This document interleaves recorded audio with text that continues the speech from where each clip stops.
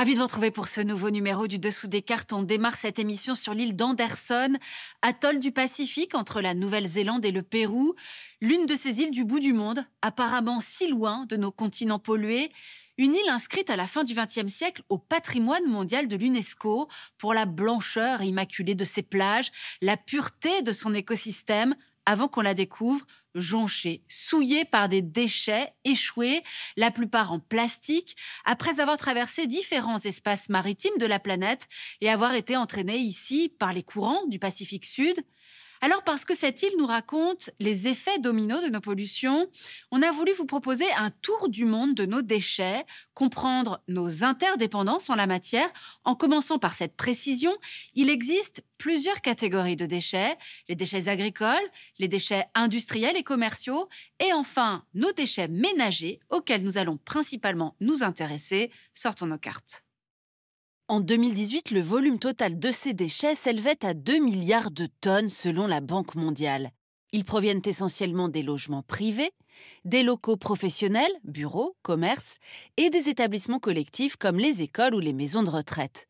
Sur ces 2 milliards de tonnes, 44% étaient constitués de déchets organiques, 17% de papier et carton, 12% de plastique, 5% de verre et 4% de métaux. Et sur ces 2 milliards de tonnes, seulement 16% ont été recyclés. 40% sont partis dans des décharges pour être enfouis ou incinérés, et 33% ont été entreposés dans des décharges à ciel ouvert. Cette faiblesse du traitement des déchets a évidemment des conséquences dramatiques pour l'environnement. Pollution des sols et des nappes phréatiques par différentes substances chimiques, émissions de gaz à effet de serre liées à la décomposition ou à la combustion, près de 1,6 milliard de tonnes d'équivalent CO2, soit 5% du total des émissions, un chiffre supérieur à celui du trafic aérien. Alors si l'on regarde maintenant dans le détail quels pays produisent le plus de déchets, on constate qu'actuellement ce sont les pays à revenus élevés qui produisent 30% des déchets municipaux de la planète, alors qu'ils ne représentent que 16% de la population mondiale. En tête de la production de déchets par habitant en 2018, on trouve le Danemark, avec 819 kg de déchets municipaux par personne, talonnés par les États-Unis et le Luxembourg. Comme vous le voyez sur la carte, les pays qui produisent le plus de déchets par habitant se situent majoritairement au nord. Un habitant d'Afrique subsaharienne génère en moyenne 165 kg de déchets par an. On constate donc un déséquilibre nord-sud en ce qui concerne la production de déchets, auquel s'ajoute un autre déséquilibre dans le traitement de ces déchets, et c'est ce qu'on va voir maintenant. Dans les pays occidentaux, 40% des déchets sont enfouis, 20% sont incinérés, 10% compostés et 20% recyclés.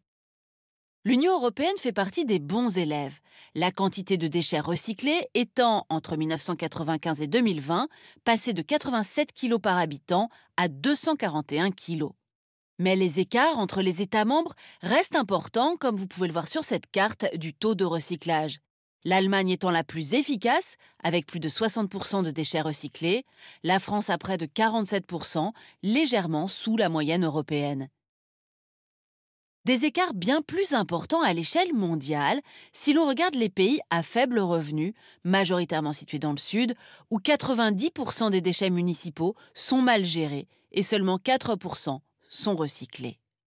Cette situation des pays du Sud est d'autant plus préoccupante qu'à la gestion de leurs propres déchets s'ajoutent des déchets à recycler envoyés par les pays les plus développés en vue d'un recyclage qui bien souvent n'existe que sur le papier ou s'avère tout simplement impossible. C'est ce qu'on va voir maintenant en commençant par le cas du plastique. Le cas des déchets plastiques est particulièrement préoccupant parce que la production de produits plastiques est passée de 1,5 million de tonnes en 1950 à 367 millions en 2020. Et sur l'ensemble de ces rebuts plastiques, seuls 15% sont recyclés, 25% incinérés et 60% stockés en décharge. Dans ce dernier cas, beaucoup finissent ensuite dans les océans. Une situation conduisant à l'apparition de véritables continents de plastique dans certaines régions océaniques qui mettent en danger la faune et la flore. Le pire étant peut-être à venir, car une étude récente montre qu'une fois réduits en microparticules, ces plastiques se déposent au fond des océans où ils arrêtent de se dégrader une fois enfouis dans les sédiments.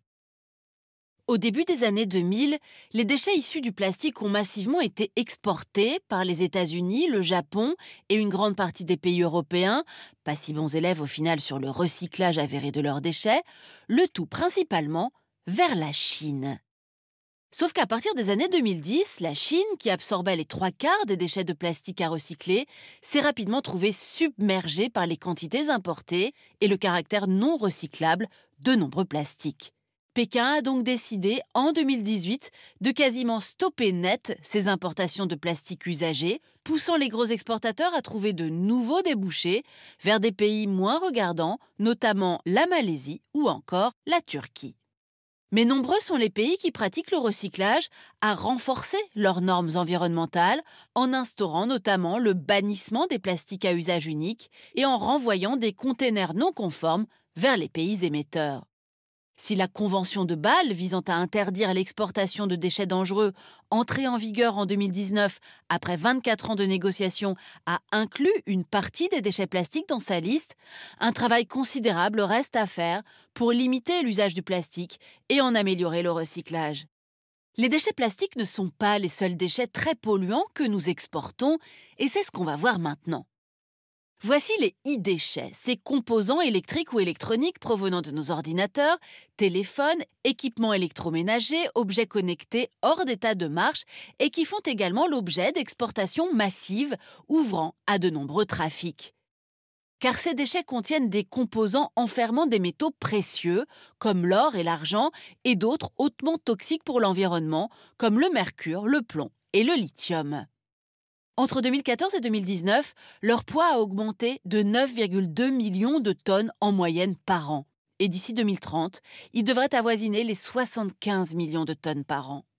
En 2019, seuls 17,4% de ces e-déchets ont fait l'objet d'une collecte ou d'un recyclage en règle.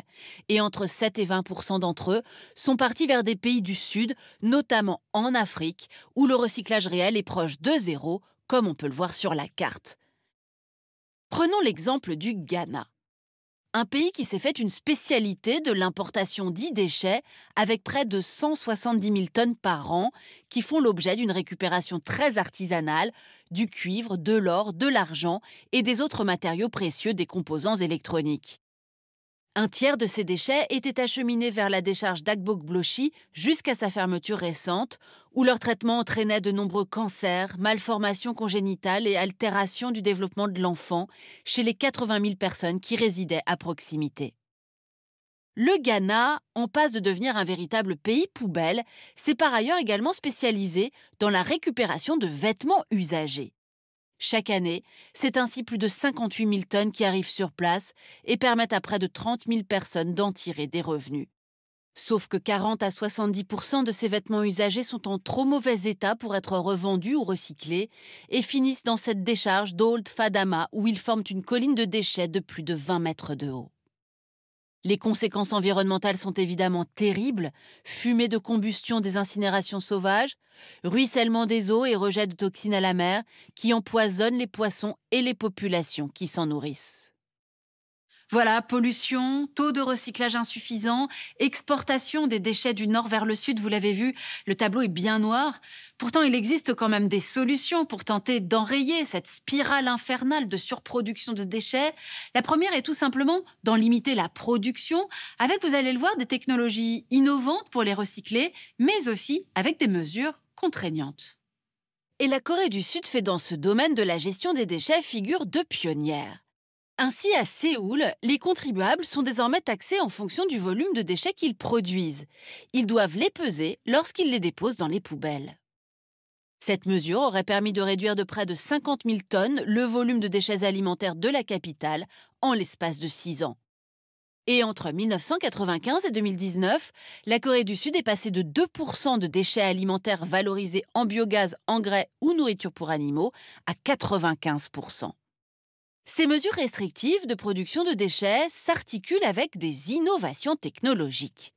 Prenons la direction du Kenya, où le bannissement des plastiques à usage unique s'accompagne d'un pacte national pour soutenir les projets innovants comme celui-ci. L'entrepreneuse Nzambi Maté, qui a réussi à transformer 20 000 tonnes de déchets plastiques en pavés 2 fois plus légers et 5 fois plus résistants que le béton.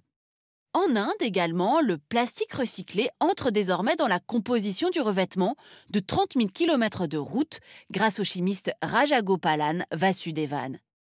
Et en Australie, c'est à des robots qu'on va peu à peu confier la tâche de récupérer l'or, l'argent et le cuivre contenus dans les téléphones, téléviseurs et autres équipements électroniques pour recycler les e-déchets de manière propre et sans avoir recours à des exportations vers le sud. Voilà pour ce tour du monde de nos déchets et les effets dominos de nos pollutions. Nous avons fini cette émission en étant du côté des solutions.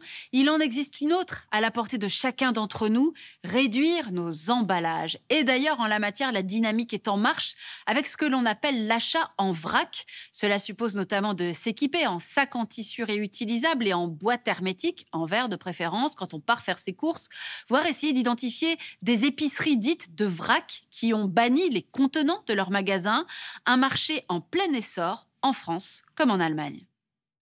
Pour aller plus loin, ce livre tiré d'une exposition organisée par le MUSEM sur les grands enjeux écologiques qui se posent aujourd'hui en Méditerranée. Ainsi s'achève ce nouveau numéro du Dessous des cartes. Rendez-vous bien sûr la semaine prochaine, même endroit, même heure. Et d'ici là, n'oubliez pas notre site internet arte.tv sur lequel vous retrouverez l'ensemble de nos vidéos. À bientôt.